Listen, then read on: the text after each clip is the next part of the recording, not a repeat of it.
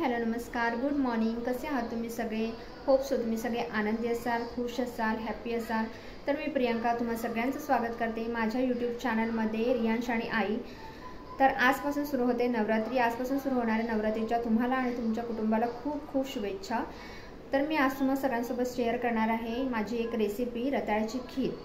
चला तर व्हिडिओला सुरुवात करू. खीर बनवण्यासाठी इकडे मी 2 रताळी उकडून घेतलेली आहेत, स्मॅश करून घेतलेली आहे. त्यानंतर घेतलेलं आहे 1 वाटी गूळ, त्यानंतर घेतलेली वेलची, जायफळ आणि हे तूप घेतलेलं आहे. हे तूप घरी बनवलेलं आहे, जे मी गावाकडून आणलेलं आहे. त्यानंतर मी दूध उकळून गरम करून थंड करून घेतलेलं आहे. त्यानंतर मी आता गॅसवर एक पॅन ठेवते. त्यामध्ये मी ॲड करते 2 चमचे तूप. तूप नीट गरम होऊ द्यायचं. तूप चांगलं गरम झालं की नंतर त्यामध्ये तुम्हाला ॲड करायचा आहे रताळ्याचा किस, जो आपण उकडून स्मॅश करून घेतलेला आहे. हा असं मी ॲड करते आणि तो व्यवस्थित मिक्स करायचा आहे तुपामध्ये. तो असा सॉफ्ट होईपर्यंत मिक्स करायचा आहे. व्यवस्थित सॉफ्ट झाला पाहिजे. स्वीट पोटॅटोमध्ये जे कार्बोहायड्रेट्स असतात ते शरीरासाठी खूप उपयुक्त असतात. त्यामुळे अशी खीर मी नेहमी बनवत असते. तर विचार केला की आज ही रेसिपी तुमच्यासोबत शेअर करू. त्यानंतर त्यामध्ये ॲड करायचं आहे दूध. खीरीची कन्सिस्टन्सी तुम्हाला कशी हवी आहे, किती हवी आहे, कशी हवी आहे, त्यानुसार तुम्ही दूध ॲड करू शकता. मला हवी तेवढी कन्सिस्टन्सीप्रमाणे दूध ॲड करून घेते. त्यानंतर ते दुधामध्ये रताळे व्यवस्थित मिक्स करून घ्यायची आहेत. मिक्स करून ती व्यवस्थित एकजीव व्हायला हवे. गुठळ्या होऊ द्यायच्या नाही आहेत. अशा प्रकारे मी मिक्स करून घेते. ही रेसिपी तुम्ही नक्की ट्राय करून बघा, खूप टेस्टी होते.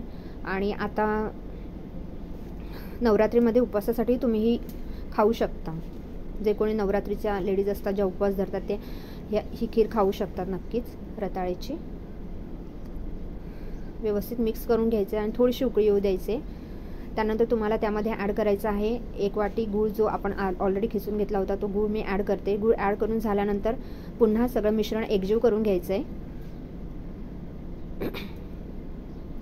बघा, अशा प्रकारे मी मिक्स करून घेते. व्यवस्थित ढवळून घ्यायचं आहे. अशा प्रकारे नक्की करून बघा तुम्ही, तुम्हाला ही नक्की आवडेल. गुठळ्या होऊ द्यायचं नाही आहेत. गूळ पण तुम्हाला खीर कशी गोड हवी आहे त्याप्रमाणे ॲड करू शकता. त्यानंतर मी त्यामध्ये ॲड करते थोडासा जायफळ. जायफळ मी किसून घेते. थोडंसं जायफळ मी त्यामध्ये किसून घातले. जायफळ किसून घेतल्यानंतर पुन्हा एकदा तुम्ही ते मिश्रण एकजीव करून घ्यायचं आहे.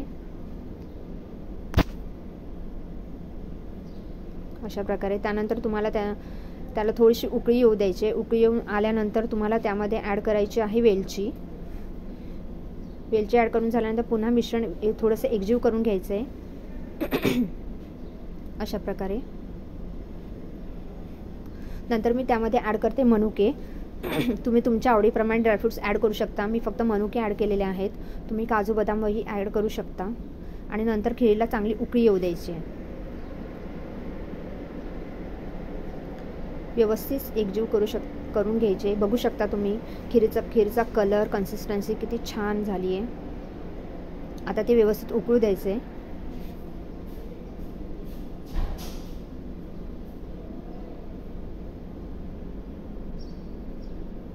अशा प्रकारे खीरीला आपल्या उकळी येते. तुम्ही नक्की ट्राय करून बघा ही रेसिपी. बघू शकता तुम्ही त्याची कन्सिस्टन्सी किती छान झाली आहे. कलरही खूप सुंदर आला आहे. व्यवस्थित मिक्स करून घ्यायची. आणि आता आपण ती व्यवस्थित उकळी आल्यानंतर सर्विंग बाउलमध्ये काढून घेऊया. आधी त्याला व्यवस्थित उकळी येऊ द्या. बघा, छानशी उकळी येते. अशा प्रकारे गॅसची फ्लेम थोडीशी वाढवायची आहे, एकदम हलकी. नंतर आता मी गॅस बंद केला आणि ही खीर आता मी एका सर्विंग बाउलमध्ये काढून घेते. बघता तुम्ही त्याला किती सुंदर रंग आलेला आहे. व्हिडिओ आवडल्यास लाईक करा, शेअर करा आणि सबस्क्राईब करा. आणि ही खीर तुम्ही नक्की ट्राय करून बघा, तुम्हाला नक्की आवडेल. Thank you, bye.